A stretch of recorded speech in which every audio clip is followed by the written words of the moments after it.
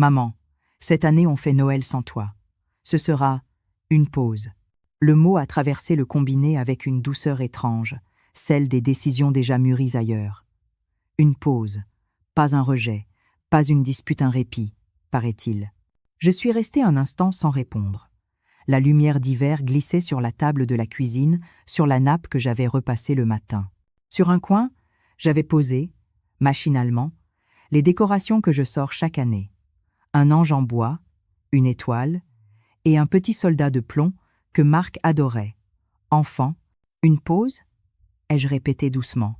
Il a pris ce ton calme, administratif, qu'il réserve aux décisions raisonnables. Oui, tu comprends, maman. Claire est épuisée. Les enfants aussi. On a besoin d'un peu de recul. Cette année, on fait simple. Simple, dans leur bouche, veut toujours dire sans moi. J'ai hoché la tête, bien qu'ils ne puissent pas le voir. Je comprends, ai-je murmuré. Il y a eu un silence. Puis cette phrase, polie comme un couvercle, ce n'est pas contre toi, hein? Juste une pause. Je n'ai pas répondu. J'ai laissé les mots se déposer, lourds, entre nous. Puis j'ai dit, alors profitez bien, je vous embrasse. Il a soufflé, soulagé. Merci, maman. Tu vois, tu es toujours si compréhensive. Oui, trop, sans doute. Quand j'ai raccroché, j'ai posé le téléphone sur la table comme on pose une pierre sur une tombe. La maison semblait soudain immense. Les murs renvoyaient le tic-tac de l'horloge et, dehors, les branches frappaient les vitres avec lenteur. Je me suis levée. J'ai marché jusqu'au miroir du couloir. La femme qui me regardait avait les traits tirés, mais les yeux calmes. Ni vieille, ni jeune, juste effacée. Une silhouette en attente. Sur le frigo, la carte postale de cet été montrait Marc, Claire et les enfants sur la plage. On t'embrasse fort. À bientôt. À bientôt. Le futur qui recule. Je suis revenue à la table, ai sorti le carnet vert. Mon refuge. J'ai noté d'une main ferme.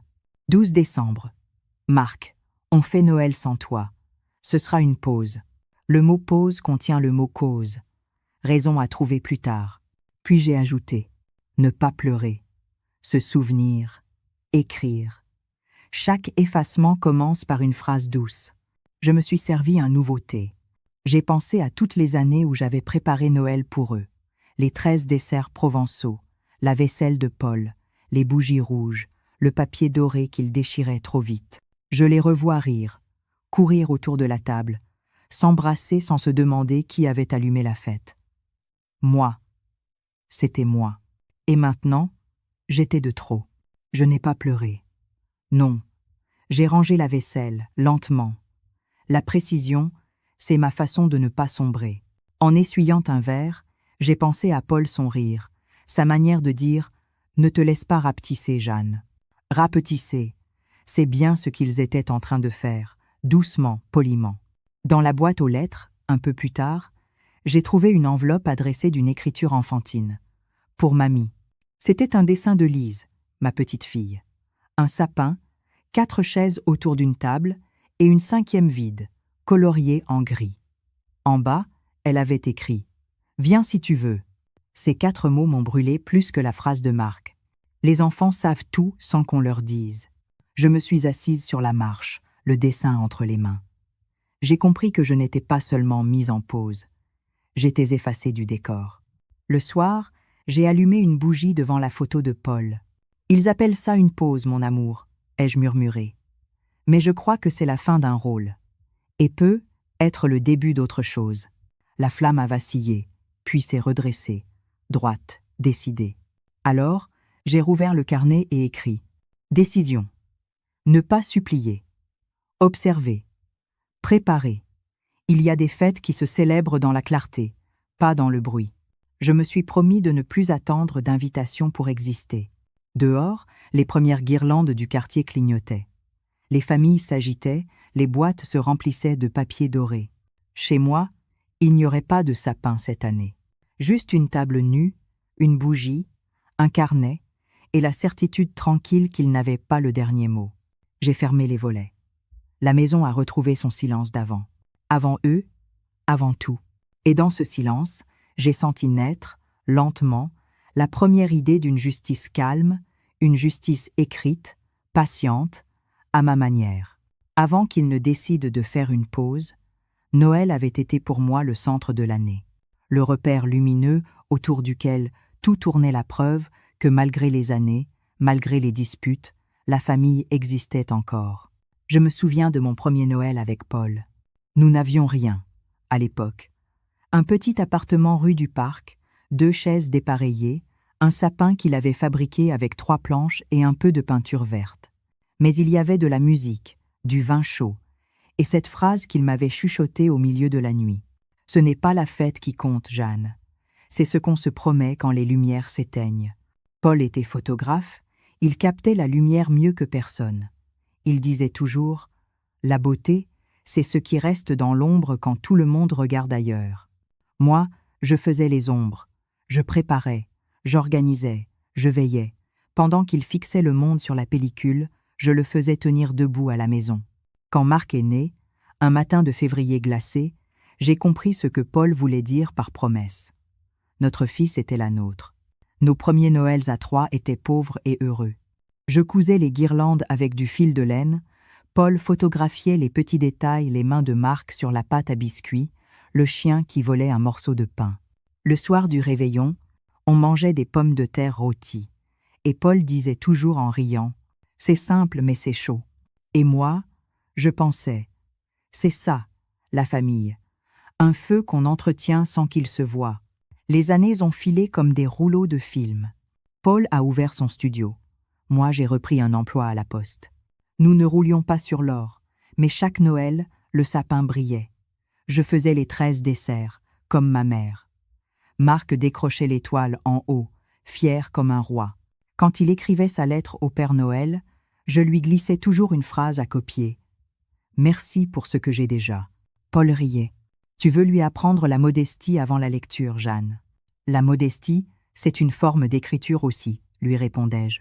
Puis, Marc a grandi et la lumière a changé. Il y a eu les premiers silences à table, les jeux sorts sans explication, les fêtes passées ailleurs. C'est normal qu'on se dit. Les enfants deviennent des hommes. Sauf qu'à mesure qu'il s'éloignait, j'ai commencé à remarquer ce ton dans sa voix, celui qu'il avait pris avec ses clients quand il travaillait à la banque. Rassurant, poli, sans vraie chaleur. Un ton d'adulte qui parle à quelqu'un qu'il pense fragile. Après la mort de Paul, c'est ce ton-là qu'il m'a gardé. Les premières années, il venait souvent. Il m'aidait à porter les courses, vérifiait la chaudière, parlait d'organiser les choses. Puis, il a commencé à venir moins. Toujours des raisons valables. Les enfants, le travail, les fêtes chez les beaux-parents. Et moi, comme une idiote fière, je disais « Tu as raison. Vis ta vie, c'est ton tour. » Mais dans ma tête, je comptais les absences comme d'autres comptent les jours. Les Noëls sans Paul avaient un goût d'ombre, mais Marc les rendait supportables. Il apportait les petits, Lise et Hugo, avec leurs rires, leurs papiers cadeaux froissés, leurs joues rouges. Je me levais tôt pour préparer le chapon, je polissais l'argenterie de ma mère, je sortais les verres à pied.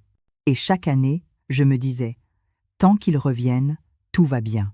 Mais les signes étaient déjà là. La première fois que Claire a dit, en riant, « On ne pourrait pas faire Noël chez nous pour changer ?» Les enfants seraient plus à l'aise. J'ai souri, bien sûr. Et j'ai dit oui. J'ai emballé les cadeaux, fait les valises, apporté la confiture maison. Chez eux, tout était impeccable. Trop. Le sapin blanc, les serviettes pliées en étoiles, la musique douce calibrée. J'avais l'impression d'être un objet déplacé dans une photo bien cadrée.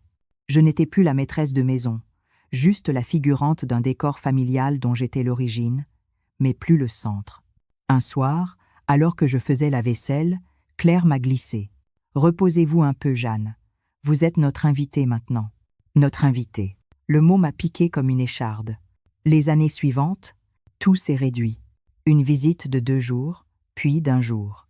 Une table mise sans mon assiette préférée. Des cadeaux collectifs, impersonnels. Et enfin, ce coup de fil. « On fait Noël sans toi cette année. » Quand Marc a prononcé ces mots, je n'ai pas entendu un fils parler à sa mère. J'ai entendu un homme pressé, désireux d'éviter le malaise, soucieux d'équilibrer son calendrier comme un budget. Mais derrière ce ton poli, j'ai reconnu quelque chose de plus profond, la peur de vieillir à travers moi. Pour eux, j'étais devenu un rappel, une ombre de ce qu'ils redoutaient de devenir. Et les gens effacent toujours les ombres dans les photos. Je suis retournée à mes albums ce soir-là. J'ai feuilleté les vieux clichés.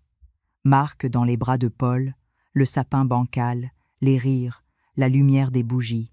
J'ai compris que la seule erreur de ma vie avait été de croire qu'une mère pouvait rester éternellement au centre du cadre. La vie déplace, recadre, taille. Mais on peut toujours récupérer la pellicule. Je l'ai refermée doucement et j'ai murmuré « Tu as raison, Paul.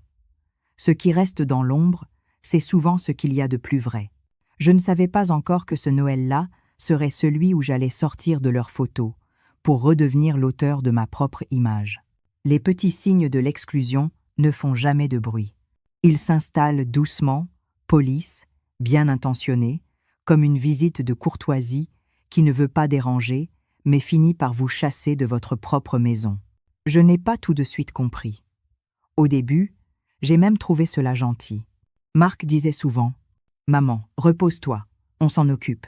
Et Claire ajoutait « Tu as tellement fait pour nous, laisse-nous te rendre un peu l'appareil ». C'était doux, presque attendrissant. Mais derrière la douceur, il y avait déjà le mot que je ne voulais pas entendre. Remplacement. Les premières fois, j'ai cédé par fierté de voir mon fils si attentif. Je le laissais choisir le vin. Claire s'occupait du repas. Les enfants décoraient le sapin à leur manière. Je m'effaçais. Je me disais que c'était ça, la sagesse, savoir passer le relais. Mais le relais, je m'en suis aperçu trop tard, n'était pas une passation, c'était une confiscation. Tout a commencé par les listes de courses. Avant, on les faisait ensemble. Cette année-là, Claire a dit « Je t'enverrai la liste par message, Jeanne. Ce sera plus simple. » Elle ne l'a jamais envoyée. J'ai compris, en arrivant chez eux, que tout était déjà prêt. Les menus, les décorations, les cadeaux, je n'avais rien à faire. Rien à apporter. Je me suis sentie étrangère dans une maison que j'avais aidé à bâtir par ma présence, par les années, par les gestes.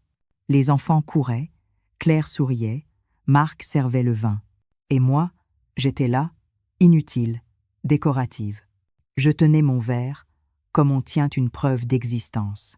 Un soir, après le dîner, Claire a ramassé les assiettes, et Marc s'est tourné vers moi. « Tu veux te reposer, maman ?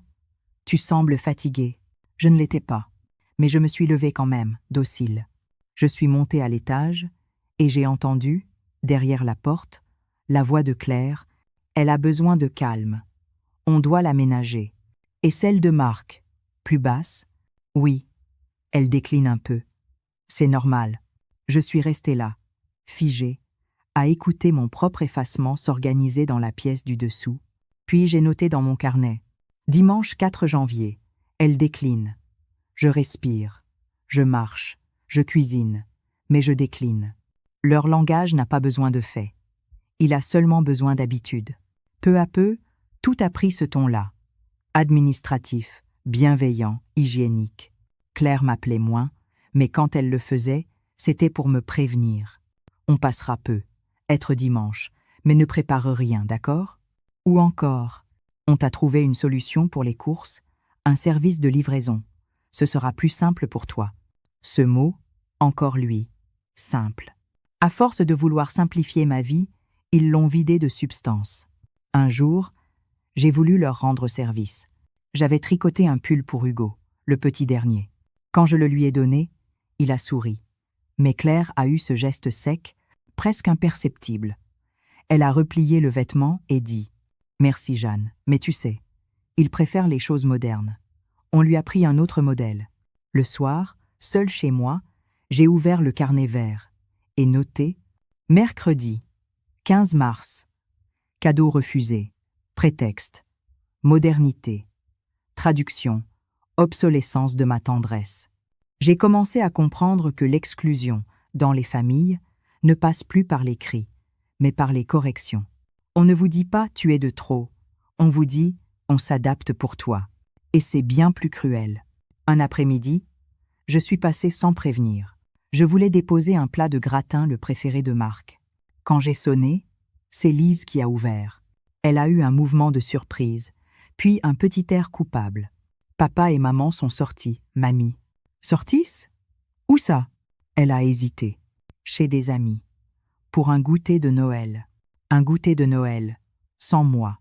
Je suis rentrée chez moi avec le plat encore chaud dans les bras. J'ai eu cette pensée idiote. Le fromage fondait pour rien. Arrivée à la maison, j'ai coupé une portion, mangé seule à la table de la cuisine, et j'ai compris que l'exil commence toujours par un repas manqué. J'ai écrit « Samedi 10 décembre. Le gratin n'a pas été partagé. Le cœur non plus. Ce soir-là, j'ai sorti les boîtes de décoration. Le papier de soie collait encore aux petites étoiles dorées. J'ai hésité à monter le sapin. Puis je me suis dit « Non. Cette année, il n'y aura pas de faux-semblants. S'ils veulent faire Noël sans moi, qu'ils le fassent vraiment. » Je voulais voir à quel point leur silence pouvait sonner creux. Et il a sonné. Marc a cessé d'appeler. Claire a envoyé un message rapide. « On t'embrasse, on pensera fort à toi. Promis, on t'appelle après les fêtes. » Ils ne l'ont pas fait. Je n'ai pas pleuré. Je me suis simplement dit que je n'étais pas vieille. J'étais effacée. Et entre les deux, il y a tout un monde. Cette nuit-là, j'ai relu les premières pages du carnet vert. J'y ai vu mon écriture changer. Les phrases tremblées du début étaient devenues nettes, presque sèches, comme si, peu à peu, je remplaçais la douleur par la lucidité. Avant d'éteindre la lumière, j'ai ajouté une dernière note. La famille, quand elle ne se souvient plus de ce qu'elle doit, finit toujours par appeler la tendresse charge mentale. Puis j'ai soufflé la bougie, en me promettant que la prochaine lumière que j'allumerais serait la mienne. Il y a des jours où le mensonge devient tangible, où il s'imprime sur du papier officiel. Pour moi, ce fut un jeudi de février. Une enveloppe beige, frappée du logo d'un tribunal, était posée dans ma boîte aux lettres. Je l'ai ouverte en pensant à une erreur, une formalité quelconque. Mais non, à l'intérieur, une phrase m'a glacée. Demande d'ouverture de mesure de tutelle. Mon nom figurait en lettres capitales. Jeanne Lemoine, née le 4 juin 1949. J'ai lu, relu, sans comprendre tout de suite. Le texte disait que ma famille, avait sollicité une mesure de protection afin de préserver mes intérêts financiers.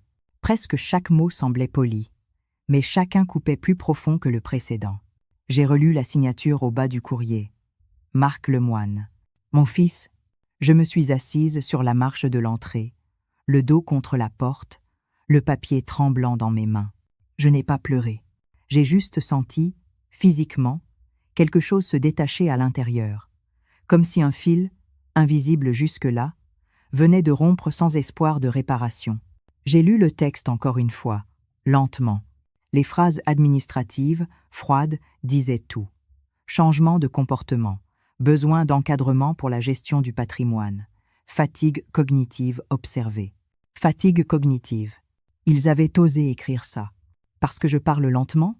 Parce que je relis mes factures? Parce que j'écris mes pensées dans un carnet? J'ai reposé le document sur la table. Puis j'ai ouvert le carnet vert. J'ai écrit, d'une main d'acier. Jeudi 16 février. Mon fils demande ma mise sous tutelle. Motif. Protection. Traduction. Dépossession. Je me suis revue, jeune mère, courant dans la neige pour acheter son premier vélo. Je me suis revue, payant ses études en triant les heures à la poste, économisant sur les manteaux pour qu'il ait ses livres neufs. Et maintenant, c'était lui qui décidait si j'étais encore capable de penser. J'ai attendu 2 heures avant de décrocher le téléphone. Quand Marc a répondu, sa voix était posée, préparée celle d'un homme qui a répété son texte. « Maman, je suppose que tu as reçu le courrier. » Je l'ai reçu, oui. Et je lis très bien. Un silence. Ce n'est pas contre toi. C'est pour éviter les complications. On t'aide à anticiper. Tu es seule. Tu sais. Anticiper ma disparition? Ne dis pas ça. Enfin, tu as écrit « fatigue cognitive ». Tu me trouves sénile, Marc? Pas du tout. Mais tu oublies parfois certaines choses. Tu m'as demandé 2 fois le même numéro la semaine dernière. Et toi, tu as oublié que j'ai été ta mère. Je crois que c'est à ce moment-là qu'il a eu peur. Il a bafouillé quelques mots sur le bien de tous, sur les conseils de Claire. J'ai raccroché sans répondre. La nuit a été blanche. Je me suis levée plusieurs fois, j'ai ouvert et refermé les fenêtres, comme pour aérer la trahison. Puis j'ai décidé. Je n'irai pas pleurer chez eux. Je ne leur demanderai pas d'explication. J'irai chercher la mienne. Ailleurs. Le lendemain matin, je me suis rendue chez Maître Lemoine, le notaire qui avait géré la succession de Paul. Il m'a accueillie avec son éternel calme. « Asseyez-vous, Jeanne. Dites-moi tout. » Je lui ai tendu la lettre. Il l'a lue, puis a levé les yeux vers moi, son regard plein d'un mélange de colère et de respect. « C'est très grave. Et c'est très courant. Beaucoup d'enfants font ça pour préparer, comme ils disent. Vous n'êtes ni malade ni diminué. C'est une spoliation sous vernis légal. » Il m'a expliqué la procédure, les recours, les délais. Ces mots tombaient, comme des pièces de métal sur le bois de son bureau. Vous devez réagir vite. Nous allons contester. Et surtout, nous allons protéger vos comptes.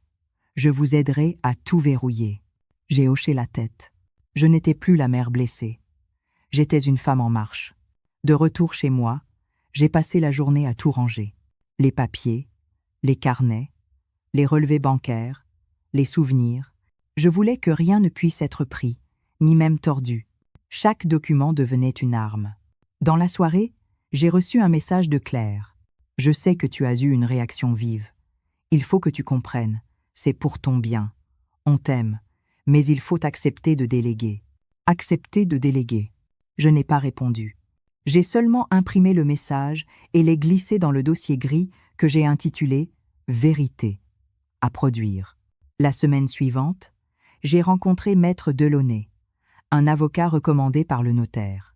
Il m'a écouté en silence, puis a dit « Vous avez un carnet de notes, c'est parfait. La mémoire écrite vaut mieux que 1000 témoins. Nous allons nous en servir. Vous verrez, la vérité s'imprime toujours mieux que le mensonge. » Nous avons rédigé une lettre de contestation que j'ai signée avec ma main ferme, droite. En bas, j'ai ajouté 3 mots, sans qu'il le voie. Je suis vivante. Quand je suis rentrée, la nuit était tombée.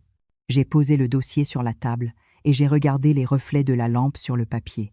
Je me suis souvenue d'une phrase de Paul. « Quand la lumière décline, Jeanne, il faut apprendre à la créer soi-même. » Alors j'ai allumé une bougie, j'ai ouvert mon carnet et j'ai écrit « Vendredi 24 février. On veut ma tutelle. Ils appellent cela amour.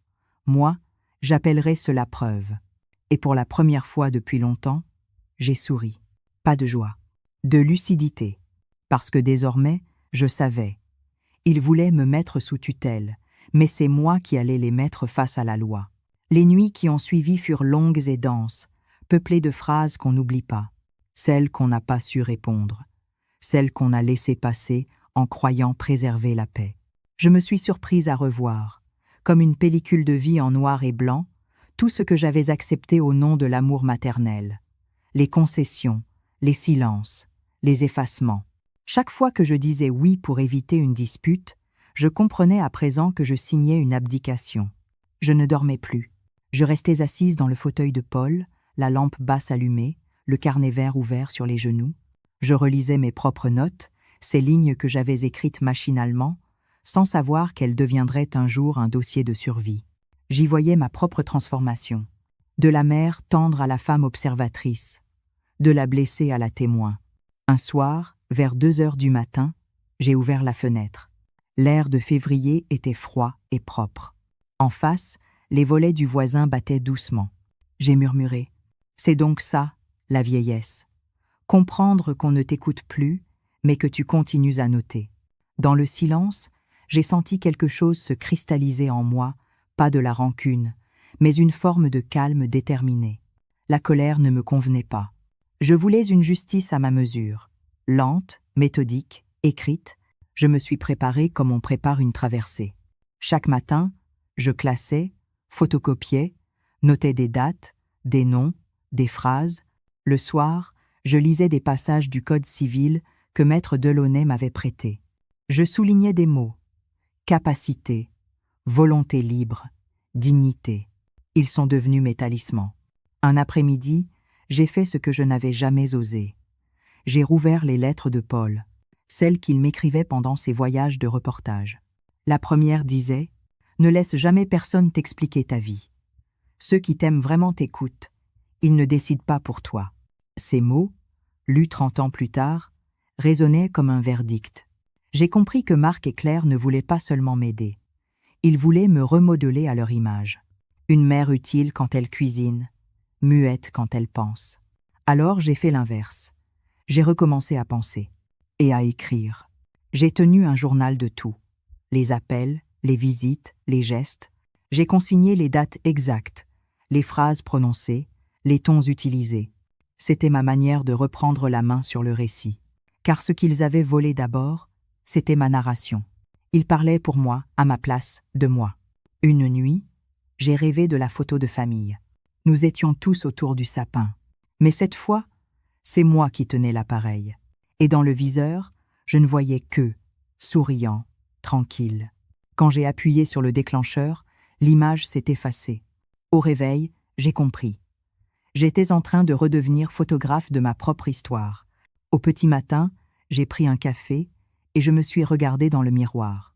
Les cernes étaient profondes, mais les yeux clairs. J'ai murmuré. Je ne suis pas une victime. Je suis un témoin éclairé. Ce jour-là, j'ai téléphoné à Maître Delaunay pour lui dire que j'étais prête à déposer ma réponse. Il m'a proposé un rendez-vous le lundi suivant. Avant de raccrocher, il a ajouté « Ne doutez pas de votre lucidité, Madame Lemoine. C'est ce qu'il redoute le plus. » J'ai refermé le téléphone avec une étrange légèreté. La peur commençait à reculer. Le soir même, j'ai reçu un message de Marc. « Maman, je sais que tu es fâchée. On voulait juste t'éviter des problèmes. Claire pense que tu te fatigues avec tous ces papiers.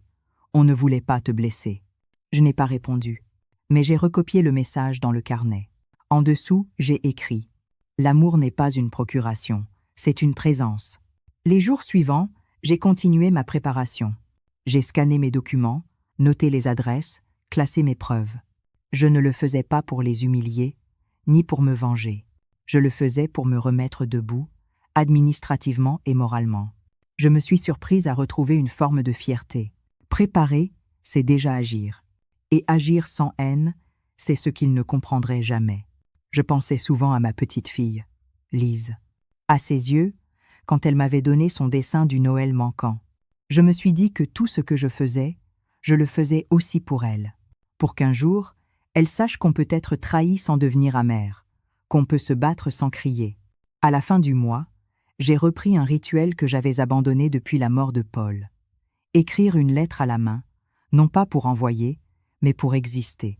Je l'ai adressée à Marc, sans intention de la poster. « Mon fils, tu crois me protéger, mais tu me neutralises. Tu confonds ton confort avec ma sécurité. Tu veux éviter les ennuis, mais ce sont tes décisions qui m'en donnent. Tu appelles cela une pause. Moi j'appelle cela une fracture. Je ne t'en veux pas.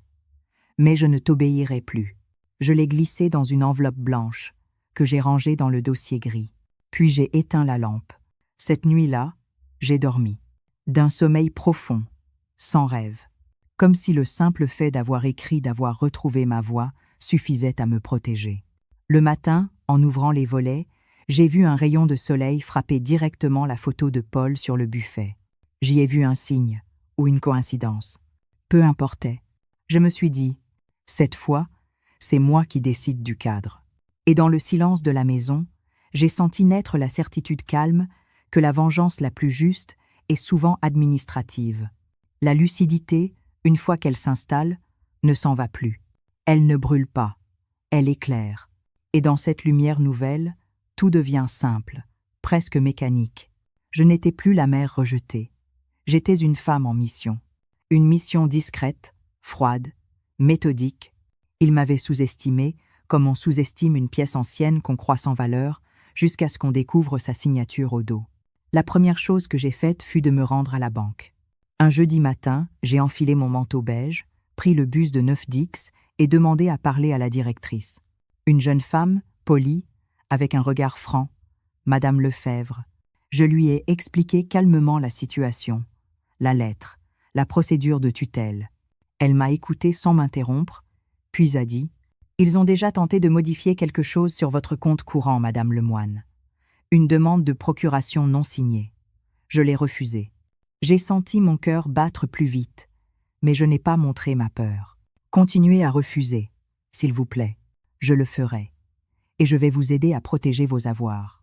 Elle m'a fait ouvrir un nouveau compte, à mon seul nom, sans correspondance partagée. J'y ai transféré mes économies personnelles et mes revenus. Ensuite, j'ai demandé un relevé complet de toutes les opérations des 6 derniers mois. Je voulais des traces, des preuves. Quand je suis rentré, j'ai glissé ces documents dans le dossier gris, section patrimoine, sécurisé. Puis, j'ai ouvert le carnet vert et écrit mardi 7 mars. Réouverture du front légal. L'argent n'est pas une vengeance, c'est une frontière. La deuxième étape fut le notaire. Maître Lemoine, un nom prédestiné, ironique, m'attendait dans son bureau tapissé de livres. « Jeanne, il est temps de revoir votre testament », a-t-il dit d'un ton neutre. « C'est exactement pour ça que je viens. » Nous avons passé 2 heures à tout réorganiser. Je lui ai dicté les modifications sans trembler. Je voulais que tout soit clair, inattaquable, daté, signé. J'ai rédigé une clause particulière. Aucune donation ni disposition future ne pourra être contestée au motif de fragilité psychologique, sauf avis médical indépendant. Il m'a regardé avec un léger sourire. Vous savez, peu de femmes de votre âge anticipent aussi lucidement. C'est que je n'ai plus 20 ans pour être naïve, maître. En sortant de son bureau, je me suis sentie plus droite, presque légère. Le vent de mars portait une odeur de pluie et de liberté. Les jours suivants, j'ai entrepris un travail minutieux. Classé, scanner, daté. Chaque papier devenait un rempart. Chaque mot, une brique. J'ai imprimé les messages de Claire, noté les appels de Marc, recopié leurs phrases. J'ai même enregistré leur voix, discrètement, sur un vieux dictaphone que Paul utilisait pour ses interviews. Non pas pour les piéger, mais pour garder la mémoire exacte de leurs intentions. Un soir, Maître Delaunay m'a appelé. « Votre dossier avance. L'audience de contestation aura lieu le mois prochain. Nous aurons besoin de témoins de votre lucidité. Connaissez-vous quelqu'un ?»« Oui, » ai-je répondu. « Moi-même. » Il a ri, doucement. Je note. « Mais nous ferons venir la directrice de banque. Et pourquoi pas votre voisine, Madame Roux. Elle m'a dit qu'elle vous voit gérer vos papiers chaque jour. Parfait. Que la routine devienne ma défense. » Le lendemain, j'ai reçu un nouveau message de Marc. « Maman, arrête ces démarches, ça ne sert à rien. On voulait juste t'aider. Tu compliques tout. Tu compliques tout. » C'est ce qu'on dit toujours à ceux qui refusent d'obéir. Je n'ai pas répondu, mais j'ai imprimé le message et ajouté à la main « Les simplificateurs sont les nouveaux bourreaux du calme. » À mesure que les jours passaient, je devenais plus méthodique, presque militaire. Je vérifiais mes comptes chaque matin, préparais mes documents dans des chemises grises étiquetées. Sur le bureau, 3 piles distinctes. Rouge. Correspondance. Bleu. Compte et preuves. Grise. Testament et propriété. J'avais retrouvé le sens du concret. Et, étrangement, une forme de joie. Car la justice silencieuse donne un but aux femmes qu'on croyait finies. Un matin, en classant mes papiers, j'ai retrouvé une photo de Paul, prise dans notre premier appartement. Il souriait derrière son appareil photo, les cheveux en bataille. Derrière la photo, j'avais écrit à l'époque « Nous sommes pauvres mais libres ». J'ai ajouté aujourd'hui, au stylo bleu, « Vieille, mais libre encore ». Les semaines suivantes furent rythmées par les rendez-vous administratifs. Chez le médecin, pour un certificat attestant de ma pleine capacité mentale, obtenu sans effort. À la mairie, pour mettre à jour mes signatures et mes procurations. À la poste, pour faire transférer mon courrier ailleurs, temporairement. J'avais besoin d'espace, d'air, d'un plan. C'est alors que j'ai pris une décision. Vendre l'appartement. Pas par désespoir, mais par stratégie. S'ils voulaient gérer mes biens, ils devraient d'abord les trouver. Maître Lemoine a d'abord hésité. C'est radical, Jeanne. Vous êtes sûre? Oui. Ce lieu est devenu un terrain de chasse. Je préfère redevenir voyageuse que prisonnière. Nous avons signé les premiers papiers. La vente serait discrète, à une petite société de rénovation locale. Le produit serait versé sur mon compte personnel, sécurisé. Un simple déplacement d'âme, pensai-je. En rentrant, j'ai ouvert mon carnet et écrit. Jeudi, 30 mars. Tout déplacement est une libération si on en garde la clé. Ils voulaient me surveiller. Ils vont me chercher. Ce soir-là, j'ai dormi profondément. Je rêvais d'un train qui partait lentement, sans klaxon, dans la nuit. Je tenais une valise légère et un dossier gris sur les genoux. Sur la couverture, un mot écrit à la main. Vérité. Je me suis réveillé au petit matin, le cœur apaisé. Il me restait une dernière étape. La confrontation. Pas une dispute, un face-à-face clair, sans émotion, comme un contrat qu'on clôture. J'ai fermé le carnet, soufflé la bougie et murmuré. Je suis prête. La convocation est arrivée un lundi matin. Papier blanc, en tête du tribunal, date soulignée en noir. Audience du 18 avril à 9h. Juge des contentieux de la protection. Je l'ai lu sans trembler. Tout était prêt. Mes chemises grises, bleues et rouges attendaient parfaitement alignées dans mon sac en cuir. Chaque document avait été relu, vérifié, annoté. Je savais ce que j'allais dire, mais surtout ce que je ne dirais pas, parce que la force du silence, c'est qu'il ne peut pas être contredit. Ce matin-là, je me suis levé tôt. J'ai repassé ma blouse blanche, celle que Paul aimait, et mis le foulard bleu qu'il m'avait offert pour mes 60 ans. Devant le miroir, j'ai murmuré. On n'efface pas une mère comme une ligne de budget. À 9h moins 10, j'étais devant le tribunal. L'air sentait la pluie et le métal. Maître Delaunay m'attendait sur les marches. « Vous êtes prête ?» Depuis le jour où ils m'ont souhaité un Noël sans moi.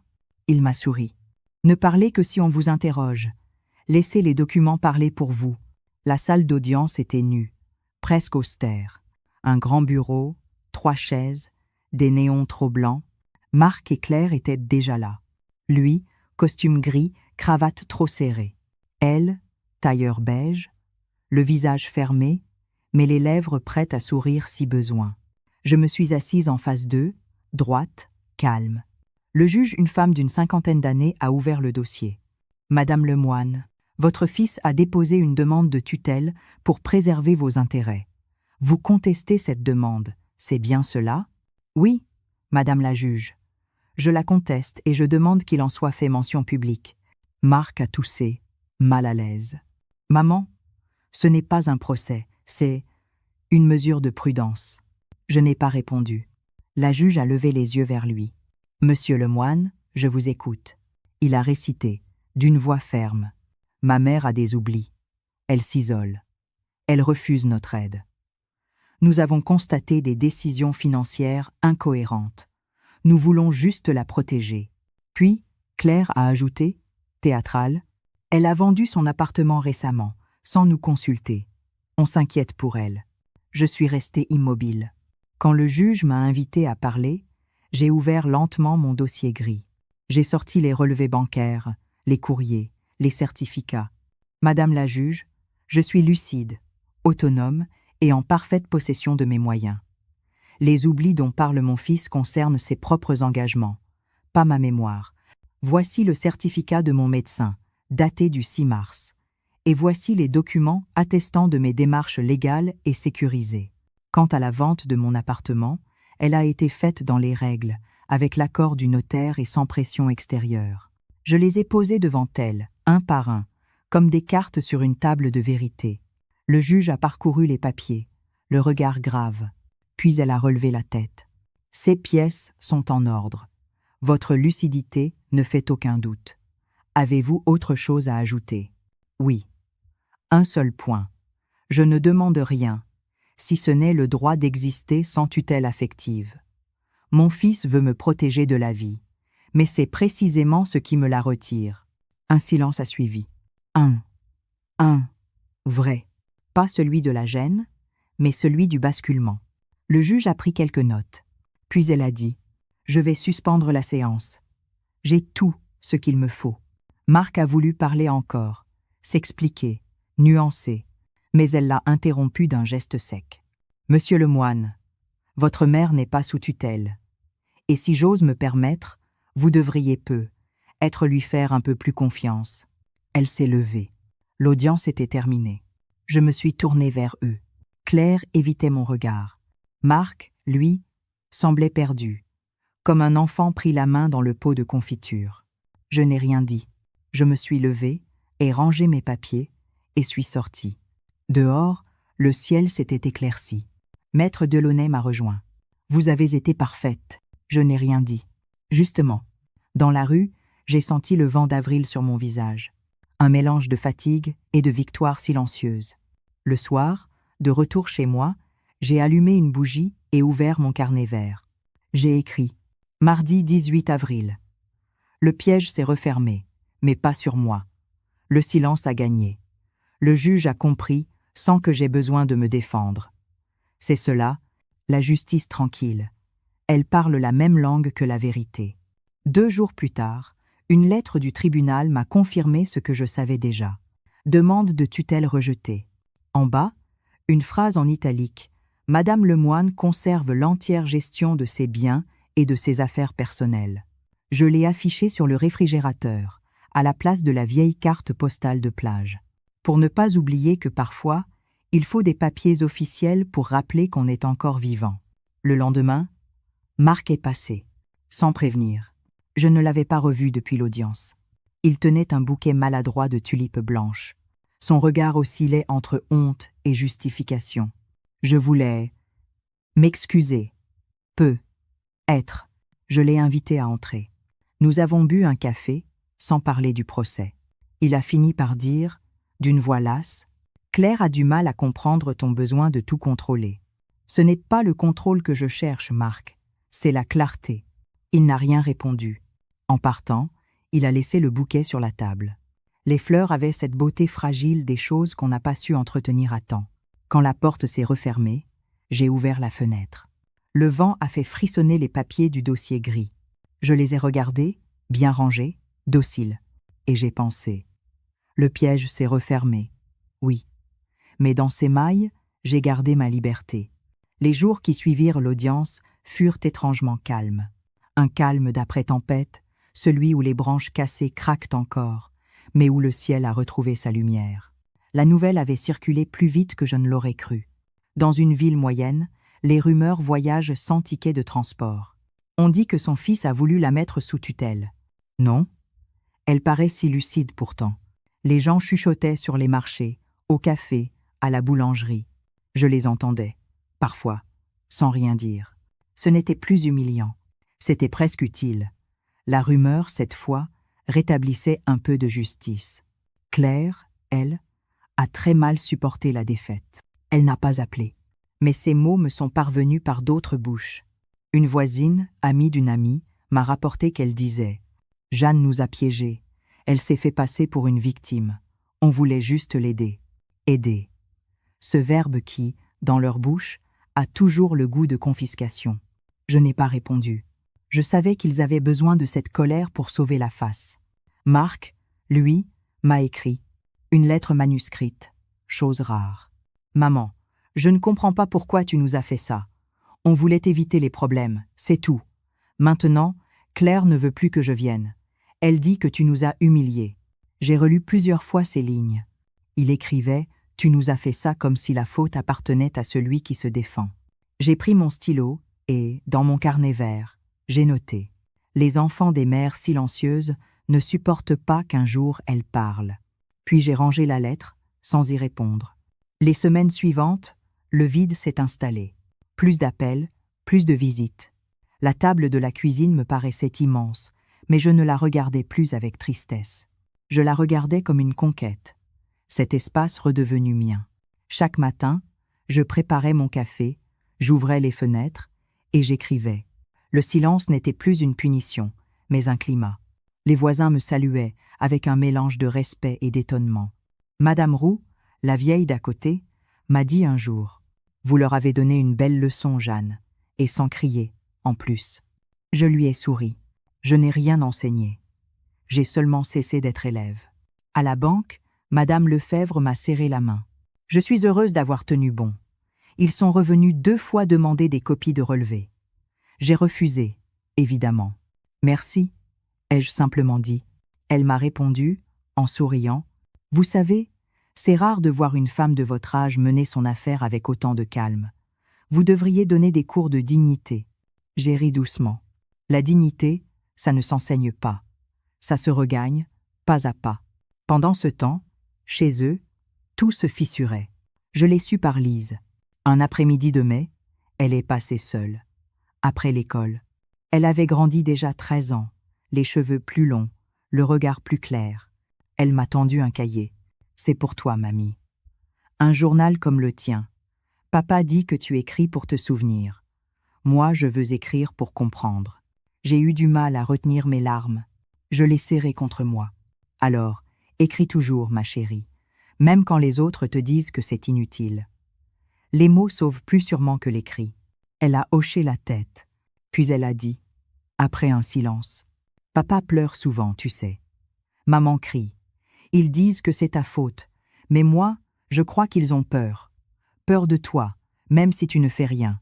Peur du calme. Peur de la vérité qui ne s'excuse pas. Peur du miroir que je leur tends sans parler. » Après son départ, j'ai ouvert le carnet vert. J'ai écrit « L'éclatement est une forme d'équilibre. Quand les mensonges explosent, la poussière finit toujours par retomber du bon côté. » Quelques jours plus tard, j'ai reçu une lettre officielle, la clôture définitive du dossier de tutelle. Un tampon rouge, sec, définitif. Je l'ai glissé dans le dossier gris, à côté du testament. Puis j'ai ajouté, au crayon, clôture du dossier, ouverture d'une vie.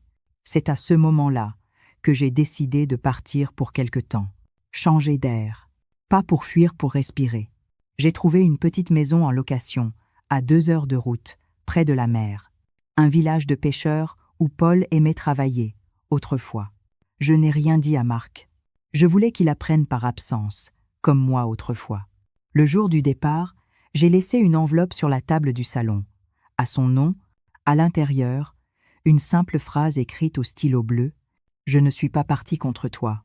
Je suis parti pour moi. » Sur la route, le paysage défilait lentement. Les champs, les villages, les panneaux que je connaissais par cœur. Chaque kilomètre me rendait plus légère. Je n'avais plus besoin d'avoir raison. J'avais retrouvé ma place. À mon arrivée, la mer m'a accueilli avec ce bruit sourd et régulier qui apaise tout. J'ai posé ma valise, ouvert la fenêtre et respiré. Le sel, le vent, la liberté. J'ai sorti le carnet vert et écrit la dernière note de ce chapitre. Ils ont brisé le lien pour mieux le tenir. Mais c'est moi qui ai coupé la corde, sans bruit, et la mer m'a rendu à moi-même. Ce soir-là, en regardant les vagues noires se briser doucement contre les rochers, j'ai compris que la justice véritable n'a pas besoin de tribunal. Elle s'installe d'elle-même, là où le cœur se remet à battre droit. La mer a cette manière de vous réapprendre à respirer. Régulière, patiente, sans reproche.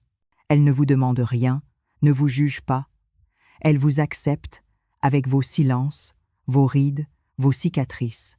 Les premiers jours dans le petit village de Saint-Gildas furent étranges. Le temps semblait s'y étirer comme une nappe blanche après le repas. Je me levais tôt, ouvrais les volets, faisais chauffer le café et écrivais. Le vent entrait par la fenêtre, soulevant les pages du carnet vert, et je me disais que c'était peu, être ça, la liberté. Ne plus rien avoir à prouver. La maison que j'avais louée était modeste 2 pièces, des volets bleus, un jardin minuscule. Mais il y avait, au fond, un banc face à la mer. C'est là que je m'asseyais chaque après-midi avec mon carnet et une tasse de thé. Je notais tout. Le bruit des mouettes, les conversations du port, la lumière sur l'eau. Plus j'écrivais, plus les blessures s'éloignaient, comme des coquillages qu'on remet à la mer pour qu'ils trouvent un autre rivage. Les gens du village ont appris vite mon prénom. Ici, on ne demande pas d'où vous venez. On vous salue, et c'est déjà beaucoup. La boulangère, Solange, me glissait toujours un petit pain en plus dans le sac. Le libraire du coin, un homme à la voix grave, me prêta un roman de Modiano. Et puis il y eut Louis, un vieux pêcheur à la barbe blanche, qui m'aidait parfois à porter mes sacs de bois. Un soir, il m'a dit « On dirait que vous écrivez un livre, Madame Jeanne. » « Peut être bien, ai-je répondu. Un livre sur la façon de rester debout quand on vous retire la chaise. Il a hoché la tête, sérieux.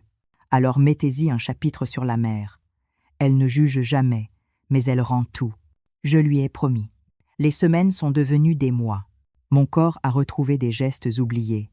Marcher longtemps, cuisiner pour moi seul, fredonner sans raison. Je découvrais, chaque jour, la saveur du simple. Un repas chaud, un rayon de soleil sur la table, le bruit du courrier qui tombe. Je n'attendais plus rien de personne, et c'était un luxe que je n'avais jamais connu. Puis, un matin de juin, j'ai reçu une lettre. L'écriture m'a fait tressaillir. Celle de Lise. « Mamie, papa ne parle plus beaucoup. Il dit que tout ça l'a dépassé. Moi, je pense qu'il est triste.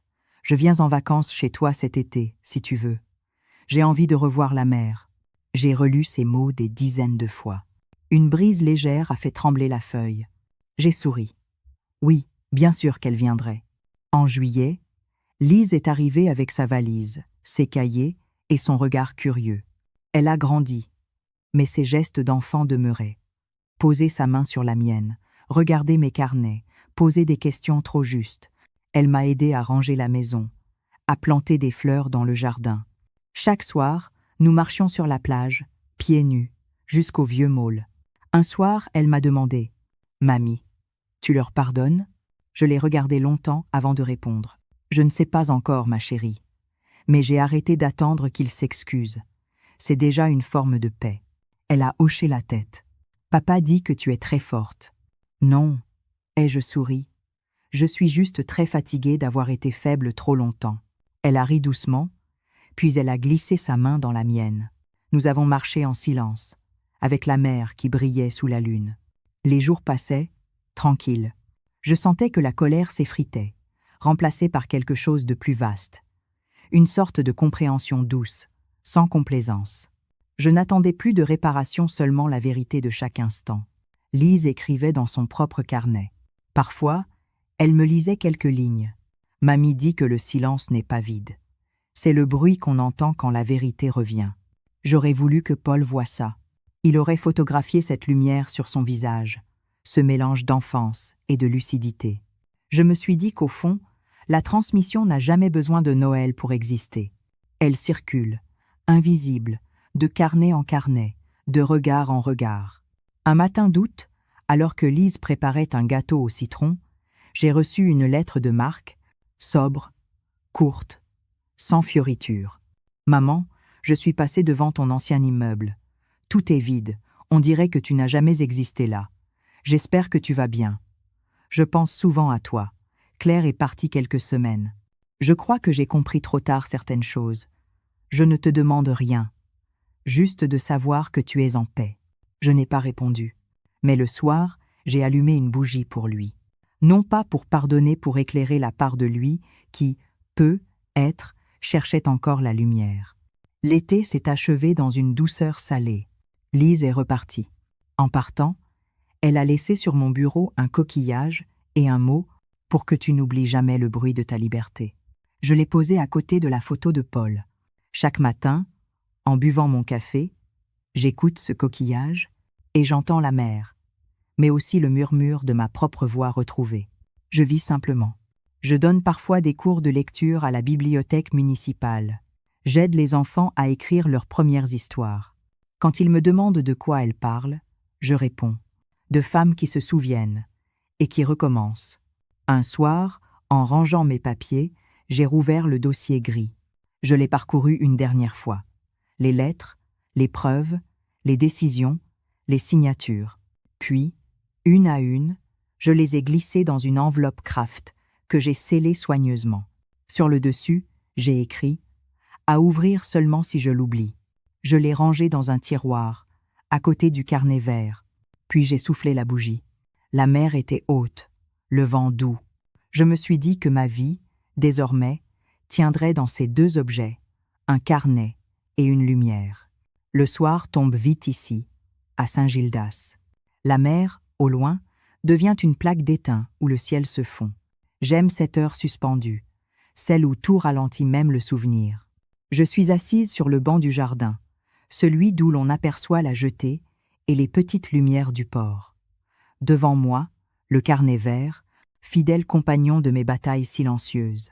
Je le feuillette, page après page. Chaque ligne raconte un morceau de la tempête.